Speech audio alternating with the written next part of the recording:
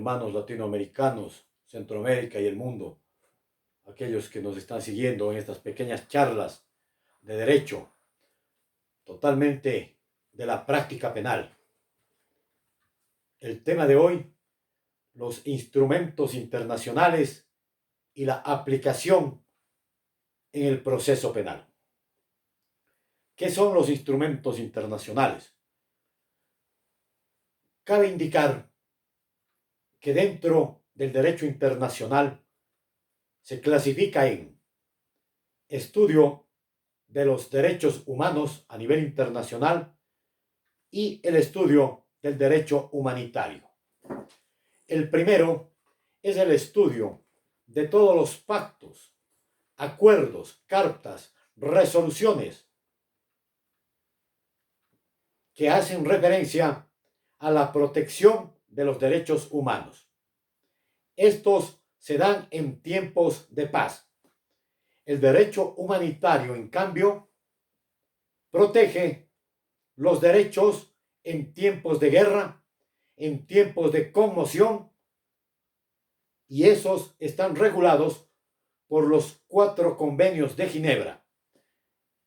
En la práctica diaria nos interesan los instrumentos internacionales de protección de los derechos humanos. Son todos los convenios, todas las reglas, todos los principios, todos los acuerdos celebrados a nivel internacional para proteger los derechos, las libertades y las garantías, tanto a nivel individual de los ciudadanos, cuanto de los grupos e inclusive del medio ambiente, y que acarrean una consecuencia en materia penal. A ese nivel es al que nos vamos a referir, a la protección en el proceso penal. En el proceso penal, y la doctrina SALE, SALE, del Sistema Internacional, denominación que significa, primero, solicitar.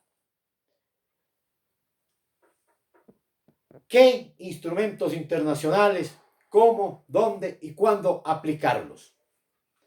En el proceso penal. Solicitar. ¿Quién solicita la aplicación de los derechos humanos? Indudablemente, las partes procesales. El procesado por intermedio de la defensa técnica,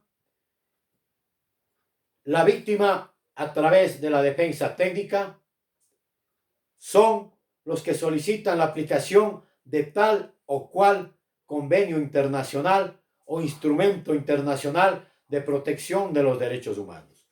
¿Cuándo solicitar? En todo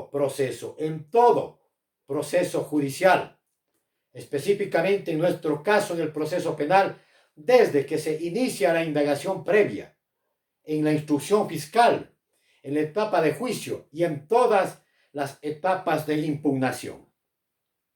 En las diferentes audiencias de flagrancia, preparatoria, de juicio, en todas las audiencias, debemos solicitar la aplicación de los instrumentos internacionales. ¿Por qué debemos solicitar? Porque la ley nos garantiza.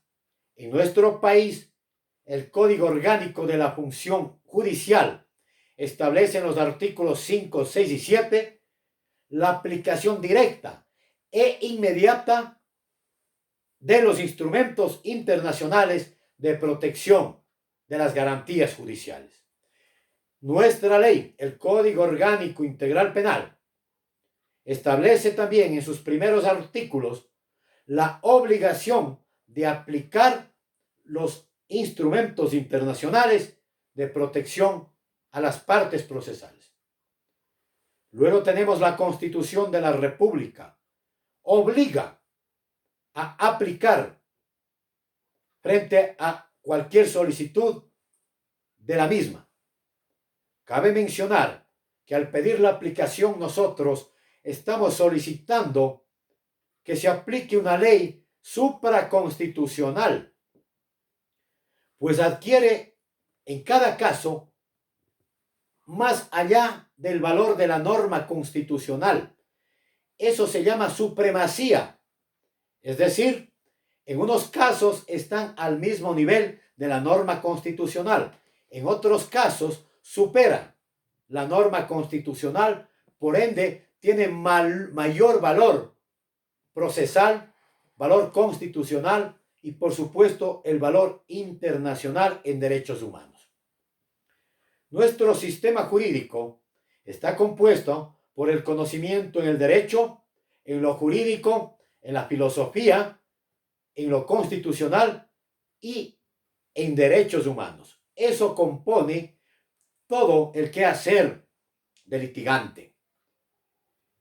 Si solicitamos en forma motivada la aplicación, corresponderá a los diferentes estamentos la aplicación. Vamos a la otra parte de la doctrina. Aplicación corresponde única y exclusivamente a los operadores de justicia, quienes tienen que aplicar la norma de la ley internacional, el principio internacional, la directriz internacional. Son los jueces. En nuestro país, absolutamente todos son jueces constitucionales. Los jueces ordinarios en materia penal, denominados jueces de garantías penales, jueces de contravención, los jueces de tránsito, los jueces de la familia, son jueces constitucionales, son los jueces laborales, en fin, prácticamente todos los jueces de nuestro país que representan a la función jurisdiccional son jueces constitucionales y por obligación de la misma deben y tienen que aplicar los instrumentos internacionales para cada caso, para cada individuo. ¿Quién más aplica los instrumentos internacionales? Es el fiscal, es aquel que lleva la investigación, porque tiene su deber, tiene el derecho y la obligación de velar por los derechos humanos de la víctima, por velar de los derechos de garantías judiciales del procesado, por velar los derechos de los peritos, velar el derecho de los testigos. Y luego, obviamente, más allá, aplican los jueces de las Cortes Constitucionales de cada país. Ellos son el máximo organismo para el control de la efectividad, de convencionalidad de los derechos humanos, fundamentalmente de las partes y de los procesos penales que se suscitan en el país. Los lineamientos. ¿Qué son los lineamientos en los instrumentos internacionales? Se dividen para solicitar, para aplicar, se dividen en temas, por ejemplo, o en personas. Aplican o existen instrumentos internacionales que protegen al individuo como tal. Por ejemplo, hay instrumentos internacionales universales, como la Declaración Universal de los Derechos Humanos, aplicable en todo proceso penal. El Pacto de Derechos Civiles y Políticos de 1966 y de 1969 protegen universalmente a todos los ciudadanos, a todos los grupos y en todos los temas. Tenemos el Convenio contra la tortura, tratos crueles, inhumanos o degradantes. Protege en todos los casos a todas las personas. Y por supuesto, tenemos leyes internacionales que protegen al abogado. ¿Cuál protege al abogado? Los principios básicos que emanan de las Naciones Unidas, que protegen al juez, los principios de la independencia de los jueces. Para los fiscales, los principios y reglas para los fiscales en las Américas. Para los reclusos, los presos, tenemos varios instrumentos. Las reglas para los reclusos, los principios para los reclusos, los convenios que protegen para ellos. Tenemos para las mujeres embarazadas, para la violencia en contra de la mujer, fundamentalmente la Convención de Belém do Pará y la conocida CEDAW.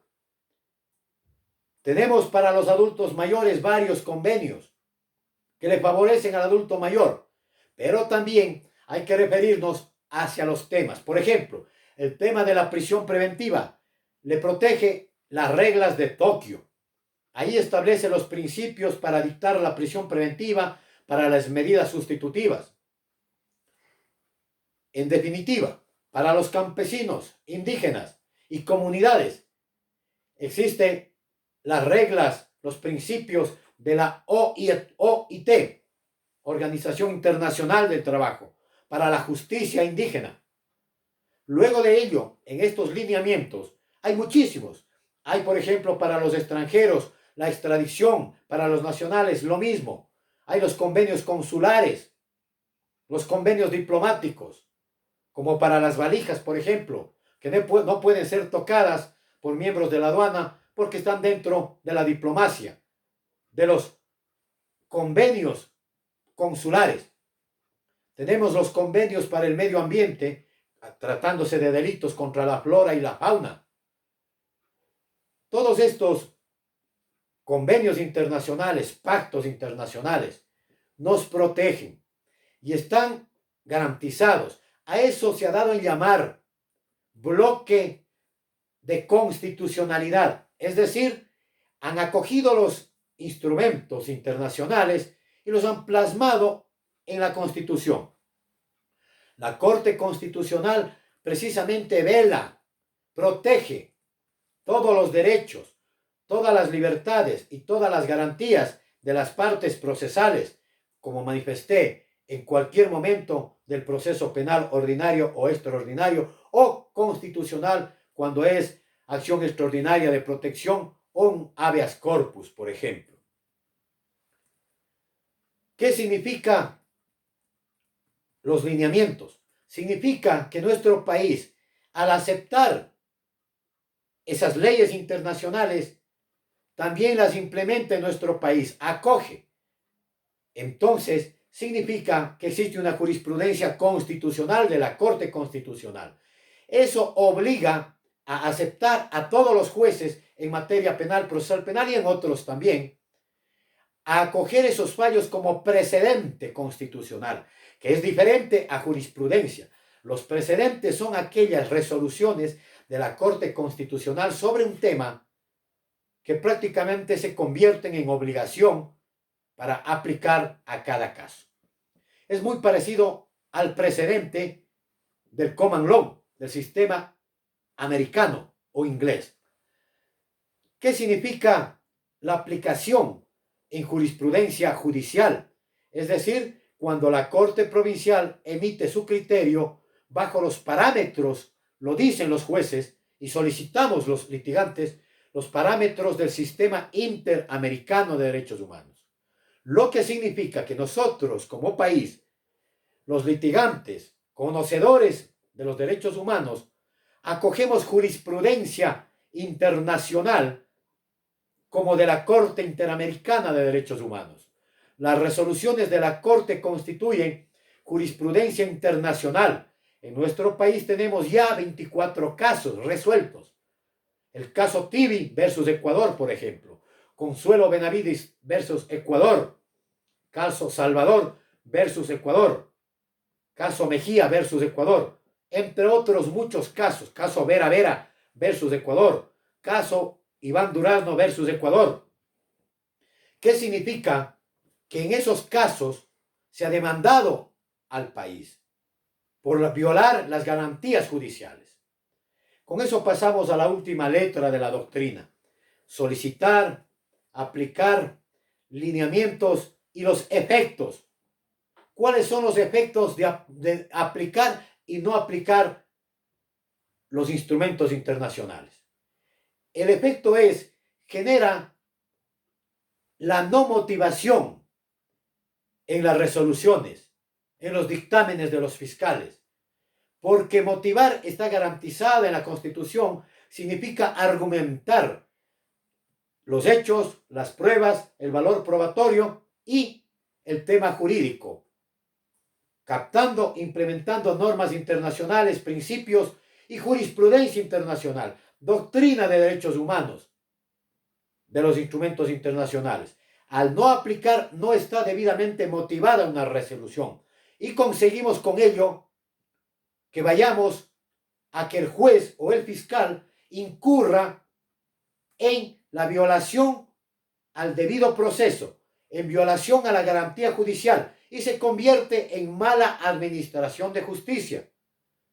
Hay principios básicos que emanan, por ejemplo, de las leyes internacionales, como es el de la garantía judicial, el del juez natural, ser juzgado por un juez competente, imparcial, que es lo que no existe en muchos casos en nuestro país. Ser juzgado bajo los parámetros emanados de la Corte Interamericana de Derechos Humanos, de los instrumentos internacionales. Por ejemplo, cuando se falta en la detención en contra de un preso, de un recluso, se afecta a la dignidad. Y la dignidad está garantizada en la ley, la Constitución, y está garantizada en el artículo 1 de la Declaración Universal de los Derechos Humanos. Está garantizada en el Pacto de San José de Costa Rica de 1969. Los efectos son gravísimos para el Estado ecuatoriano, son gravísimos para los jueces, gravísimos para los fiscales, graves para los investigadores. Por ejemplo, los señores policías e investigadores están bajo el efecto de una ley internacional conocida como Código de Conducta de las Naciones Unidas para la Fuerza Pública. Ahí está el tema de la extralimitación de funciones, que hoy es un delito en el país. Está el tema de la no tortura. Está el tema del respeto a la dignidad. Entonces, los efectos que generan son dos fundamentalmente. Una vez que incurren en la no aplicación o violación, hay cómo demandar al Estado ecuatoriano internamente ante los tribunales de lo contencioso y administrativo, porque la Constitución así lo permite. Artículo 11 de la Constitución de la República, que todo ese artículo recoge las reglas de las Naciones Unidas, de los derechos humanos. Por eso se dice en el numeral 9, el más alto deber, escúcheme, el más alto deber del Estado es respetar y hacer respetar los derechos humanos. ¿Qué derechos humanos? Derechos humanos que garantizan los instrumentos internacionales, como por ejemplo el derecho humano al debido proceso, a la seguridad jurídica, a la no tortura. Hoy, en esta época, a la vida digna, a la misma vida, a los derechos fundamentales, a los derechos principales, a los nuevos derechos, a las libertades de opinión, a las libertades y garantías, por ejemplo, de una justicia libre, una justicia independiente, no parcializada. Asimismo, garantizan que las pruebas cumplan el principio adversarial, el principio de contradicción, la sana crítica como principio. Toda nuestra Constitución recoge prácticamente todos los elementos de esos instrumentos internacionales.